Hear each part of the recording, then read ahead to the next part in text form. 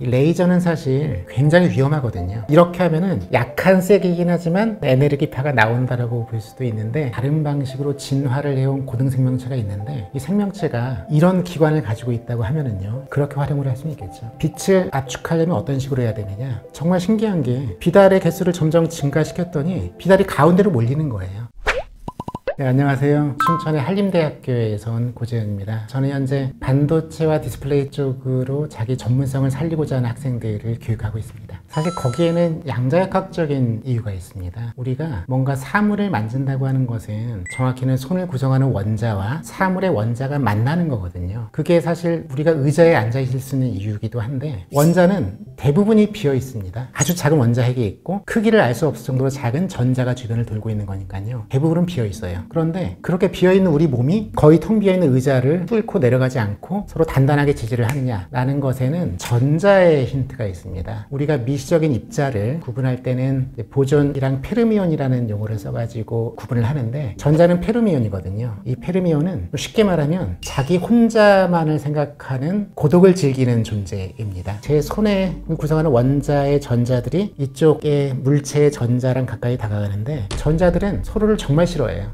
싫어하는 것을 양자역학적으로는 파울리의 베타 원리라고 부르거든요. 절대 두 개가 같이 있으려고 하지 않습니다. 그렇기 때문에 우리가 저쪽으로 뚫고 들어갈 수가 없는 거죠. 그런데 빛은 페르미온이 아니에요. 보존이라고 부르는 거고요. 보존은 서로 모여있는 거를 너무나 좋아하는 그런 애들입니다. 보통 손을 가지고 빛 쪽으로 이렇게 대게 되면은 빛의 입자들이 손으로 와서 일부는 반사돼 가지고 튕겨져 나가고요, 일부는 속으로 들어가서 그냥 흡수가 돼버리는 거죠. 결국은 손으로 뭔가를 만진다는 것은 페르미온이라는 고독을 즐기는 전자의 특성 때문에 그런 것이고, 빛은 페르미온이 아니고 보존이기 때문에 우리가 빛을 일반적인 물체를 만지듯이 만질 수는 없습니다. 레이저를 실제 무기화하려는 움직임은 여러 나라에서 있습니다. 미국이나 중국이나 이런 나라들인데요. 이 레이저는 사실 굉장히 위험하거든요. 애들이 레이저 포인터를 갖고 놀면은 큰일 납니다. 레이저 포인터 정도의 세기도 눈에 직사가 되면은 눈이 멀 가능성도 있고, 아니면은 눈을 다칠 가능성이 충분히 있거든요. 그래서 국제협약이 하나 있어요. 사람의 시력을 영구적으로 상실시키는 레이저 무기를 사용하지 말자라는 협약이 있습니다. 이게 1980년대 초반으로 알고 있는데, 거기에 109개 나라가 서명을 했다고 합니다. 그 정도로 위험한 거거든요. 본격적인 무기는 적함이라든가 적기라든가 날아오는 미사일을 파괴시키는 용도로 개발을 하고 있어요. 그래서 보통 와트로 따지면은 TV 같은 경우는 100와트급인데, 레이저에 사용되는 거는 3만 와트급, 6만 와트급 이 정도로 와트를 올려가지고 발진을 시키는 것 같더라고요. 근데 여기서 가장 핵심적인 문제는요, 레이저가 진행을 하면 극히 일부라도 공기에 의해서 흡수가 되고 공기를 약간 데웁니다. 이게 서멀 렌징이라고 하는데, 공기를 좀 데워요. 그럼 빛이 가는데 뜨거워진 공기를 만나면 어떻게 되느냐, 아지랑이를 생각하시면 됩니다. 여름에 지면이 굉장히 뜨거워요. 그래서 달구어진 공기가 올라오면은 뒤에 있는 장면들이 흐려 보이잖아요. 그거는 날아오는 빛이 아지랑이, 즉 급격히 대류로 올라가는 뜨거워진 공기가 올라가면서 굴곡되는 거예요. 굴절되면서. 그래서 뒤에가 흐려져 보이는 거죠. 따라서 레이저 빔이 지나가서 달구어지면은 그 뒤에 레이저 빔은 그대로 직진하지 못하고 이렇게 굴절돼 가지고 다른 데로 가는 그런 확률이 굉장히 높아집니다. 그렇기 때문에 장거리용, 그러니까 굉장히 먼 거리를 향해서 쏘는 레이저 빔의 경우에는 이제 그런 문제가 있기 때문에, 보통은 군함에서 근접하는 드론 배라든가 이런 것들을 파괴하는, 그쪽에 이제 엔진이라든가 이런 데를 노려가지고요 파괴하는 용도로 개발을 하거나, 가장 유망한 거는 안티드론 레이저 시스템일 것 같아요. 근접하는 드론 시스템들을 찾아가지고 레이저로 쏴서 떨어뜨리는 거죠. 그런 방식으로 개발을 하고 있는 걸로 알고 있습니다. 속도는 엄청나게 빠른 거죠. 일단은 감지가 되면은 쏘면은 거의 순간적으로 파괴시킬 수가 있으니까요.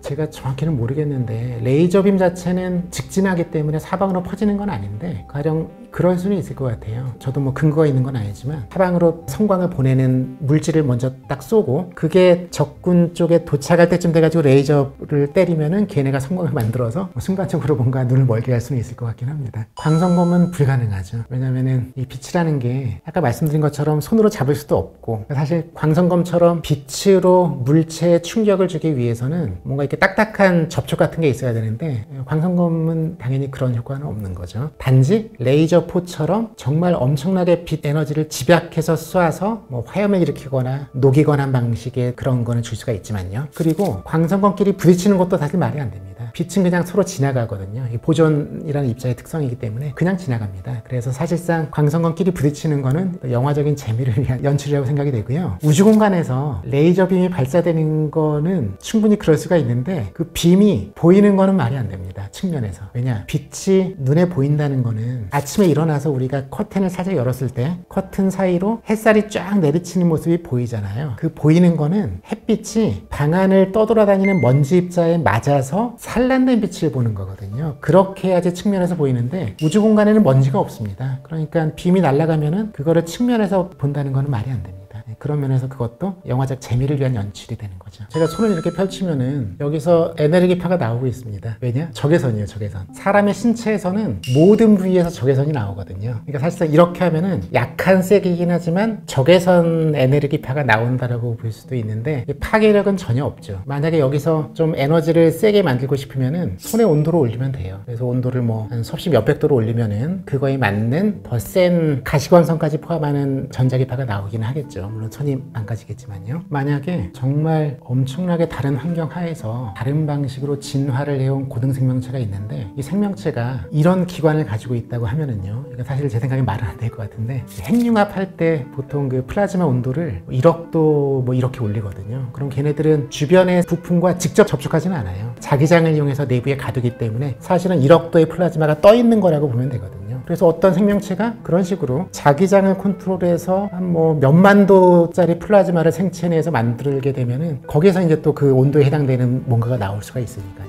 그렇게 활용을 할 수는 있겠죠. 그런데 오히려 제 생각에 가능성이 있는 거는 그렇게 특정 부위의 온도를 올려가지고 전자기파를 쏘는 것보다는 보는 겁니다. 보는 거. 그러니까 사실 본다는 것은 사람은 가시광선만 볼 수 있지만 실제 지구상의 생명체 중에서는 가시광선도 보고 자외선도 보고 적외선까지 볼 수 있는 그런 생명체가 있어요. 그런 생명체 같은 경우에는 정말 넓은 대역을 다 보기 때문에 들어오는 정보도 굉장히 풍부할 거고 그거를 이용해서 먹이를 찾거나 적을 회피하는데 아주 유용하게 쓸 수가 있거든요. 그런 영화도 있었죠. 프레데터인가요? 외계인이 와가지고 한밤중에 적외선을 너무나 잘 보는 생명체면은 인간이 돌아다니는 거를 깜깜한 데서도 다 볼 수가 있기 때문에 뭐 인간을 사냥하거나 하는데 그런 능력을 활용할 수가 있는 셈이 되겠죠. 보통 우리가 공기를 압축시키면은 피스톤 같은 거 준비해가지고 속에다 공기 넣고 실린더 내에 있는 피스톤을 이렇게 누르잖아요. 그러면은 우리가 보일의 법칙이라고 부르는 것처럼 부피를 압축해가지고 부피를 줄이면은 압력이 늘어나게 되죠. 압력을 느끼는 이유는 기본적으로 이 공기 분자들이 엄청나게 빠른 속도로 돌아다니는데 이제 피스톤 내부의 그 벽을 계속 이렇게 치기 때문인 거죠. 그 치는 평균적인 효과가 압력이라는 거로 표현이 되는 건데 빛은 보존입니다. 보존은 서로 사이가 너무 좋아요. 모여있는 거를 되게 좋아합니다. 그러면 이 보존의 특성이 가장 기묘하게 발휘되는 게 뭐냐면요. 보통 양자연산은 극저온으로 가야 되거든요. 그래서 영하 273.15도입니다. 그 정도로 냉각을 시키면 이 보존인 원자들이 굉장히 신기한 현상을 발휘를 합니다. 어떤 얘기냐면 얘네들이 전부 다 양자역학은 에너지 준위라는 게 있는데 전부 다 가장 낮은 에너지 준위에 다 모이면서 위상까지 동일해지는데 위상이 동일하는 것은 좀 과학적인 정의인데 비유하자면 이런 겁니다. 군인들이 운동장에서 막 제멋대로 놀고 있으면은 위상이 틀어진 건데 이 열을 줘가지고 착착 이렇게 움직이는 거는 위상이 동일한 거예요. 그래서 보존 원자들이 아주 극저온에서 서로 위상도 일치하는 상태로 흡사 하나의 거대한 양자 파동처럼 행동하는 그런 상태가 있거든요. 그거를 보즈 아인슈타인 응축이라고 부릅니다. 굉장히 물리학에선 유명한 현상이고요. 그 했던 사람들은 노벨상을 나중에 받았습니다. 그러면은 빛을 압축하려면 어떤 식으로 해야 되느냐? 정말 세심하게 준비가 필요한데 비달이 달하지 못하게 거의 완벽한 거울로 가두는 것, 그리고 그런 경계 조건 하에서 흡사 질량을 가진 것처럼 행동하도록 하는 것, 레이저 펌핑을 통해서 비달의 개수가 일정하도록 유지시키고 그 개수를 경우에 따라 바꿀 수도 있고 하는 방식으로 이제 조절할 수 있는 이런 조건들을 만든 다음에 그 다음에는 이제 PD님이 말씀하셨던 것처럼 압축을 시키는 방식의 실험을 했는데 압축을 이렇게 했습니다. 이제 거울이 두 개가 있으면은 이 두 개의 거울 중에서 한쪽 거울을 기울이는 방식을 썼어요. 그렇게 되면은 기울어진 쪽은 약간 압축된 상태에 있을 거고 반대편은 조금 벌어져 있는 상태니까 덜 압축된 상태에 있겠죠. 이렇게 해놓고 나서 이 빛 입자들의 분포를 측정을 해봤더니 거기서 중요한 성질은 그겁니다. 소위 압축률이라고 하는 속성이 있어요. 압축률은 기체든 액체든 고체든 우리가 힘을 줘가지고 얘네들을 변형시킬 때 동일한 힘에 대해서 부피가 얼마나 변하는지를 측정하는 겁니다. 측정을 해봤더니 굉장히 신기한 현상을 발견을 한 겁니다. 어떤 얘기냐면 거기 여기서도 빛이 보즈 아인슈타인 응축 현상을 보인다는 거를 이 사람들이 확인을 했습니다. 그렇게 되면은 또 압축을 하면은 아까 말씀드린 압축률이라고 하는 게 변하는데, 압축률이 커지면은 훨씬 더 많이 누를 수 있다는 거거든요. 부피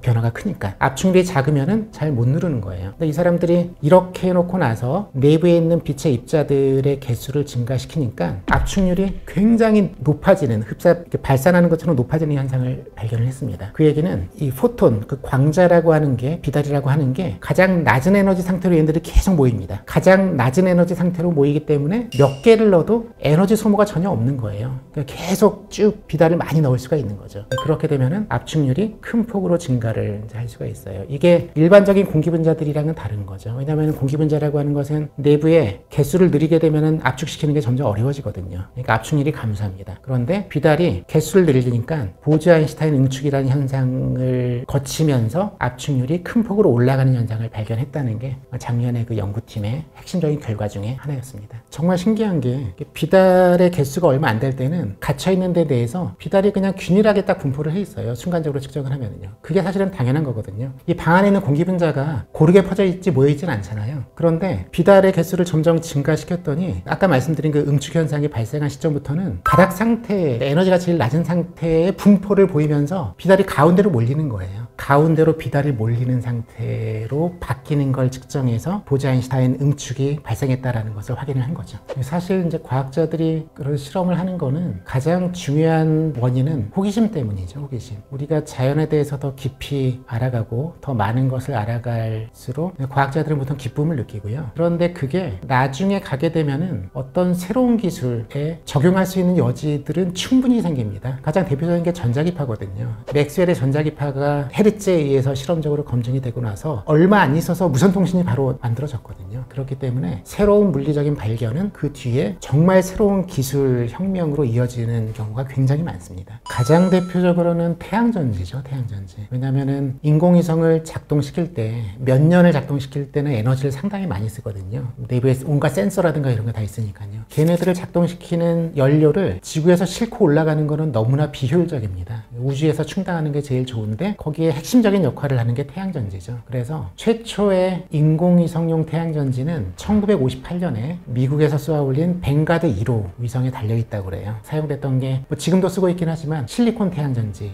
이제 사용을 했고요. 근데 그 당시 효율이 10%밖에 안 됐었기 때문에 뭐 상대적으로 낮은 거죠. 그래서 요즘에 쓰이는 그 인공위성용 태양전지는 여러 가지 반도체 재료들을 이렇게 적층해가지고 가시광선의 여러 대역을 다 활용할 수 있는 소위 멀티 정션 방식을 사용을 하기 때문에 가장 좋은 효율은 뭐 40%대 후반까지 올라가는 걸로 그렇게 알고 있습니다. 그래서 인공위성의 빛에너지를 전기에너지 등등으로 바꿀 수 있는 뭐 태양전지가 제일 핵심이라고 볼 수 있을 것 같고요. 인공위성뿐만 아니라 지구에서 상당히 멀리 떨어져 있는 제임스 망원경이라든가 떨어져서 활동하는 그런 천체망원경 같은 경우에도 태양전지가 주된 에너지원이라고 생각을 할 수 있을 것 같습니다. 지상에서도 그 효율을 올리기 위해서 굉장히 노력을 많이 하고 있어가지고요. 꽤 효율이 괜찮은 것들이 많이 개발이 됐고 연구 단계에서는 상당히 이론적인 한계까지 올라가는 그런 결과들도 나오고 있습니다. 근데 이제 문제는 연구실에서 실제로 연구를 해가지고 얻은 결과가 상용화로 이어지기에는 여러 가지 또 단계들이 필요하거든요. 그런 것들이 해결이 되면은 미래에는 훨씬 효율이 좋은 그런 태양전지를 쓸 수 있을 거라는 생각이 들고요. 우주공간은 일단은 대기에 의한 흡수가 없기 때문에 우주공간에 풍부한 전자기파 있잖아요. 예를 들어 자외선 같은 경우 지구는 자외선의 대부분을 다 차단을 해버립니다. 자외선 ABC가 있는데 자외선 ABC 중에서 A만 대충 다 내려오고 BC는 거의 다 차단을 하거든요. 그런데 예를 들어 자외선 BC를 활용할 수 있는 어떤 소자가 개발이 된다라고 하게 되면은 우주공간에서는 굉장히 유용하겠죠. 또 하나는 우주공간은 태양전지를 이용한 그 발전의 가장 커다란 문제는 간헐성이거든요. 날씨가 안 좋으면 못 쓰잖아요. 지상에서는요. 그런데 우주공간은 그런 조건이 전혀 없어요. 그렇기 때문에 일본을 포함한 여러 나라들에서 이런 기술을 연구를 하고 있습니다. 우주공간에 커다란 태양전지를 펼쳐서 태양빛으로 발전을 한 다음에 그 에너지를 마이크로파로 지상으로 송신하는 거예요. 마이크로파의 특정 대역은 대기에 의한 흡수가 거의 없거든요. 그렇기 그 송신을 해서 지상에 있는 그 수신부에서 그 마이크로파를 모아서 다시 전기를 만들어가지고 공급하는 그런 아이디어를 가지고 개발을 하고 있는 기술이 있긴 있어요. 근데 문제는 그런 태양전지를 쏘아 올리는데 비용이 너무나 많이 들기 때문에 제 생각에는 뭐 가까운 미래에는 상용화될 거라는 생각이 들지는 않고요. 근데 먼 미래는 어떻게 될지 모르죠. 그 다음에 현재 개발되고 있는 것 중에 하나가 레이저 핵융합 얘기를 안 할 수가 없을 것 같아요. 레이저 핵융합은 보통 그 플라즈마를 가두는 토카막 방식의 핵융합과는 좀 구현 방법이 다른데, 핵융합의 원료가 되는 중수소나 삼중수소를 캡슐로 만들어 가지고 가운데 놓고요, 사방에서 한 200대 정도의 고출력 레이저를 가지고 동시에 쏘는 겁니다. 동시에 쏘게 되면은 아까 빛이라는 게 충격을 줄 수 있다고 그랬거든요. 압력을 줄 수가 있기 때문에 200대 레이저의 그 레이저 빔이 동시에 한 군데 집중이 되면은 그 압력을 받은 쪽이 내폭이 되면서 내부의 온도가 엄청나게 올라갑니다. 올라가면서 중수소, 삼중수소가 핵융합을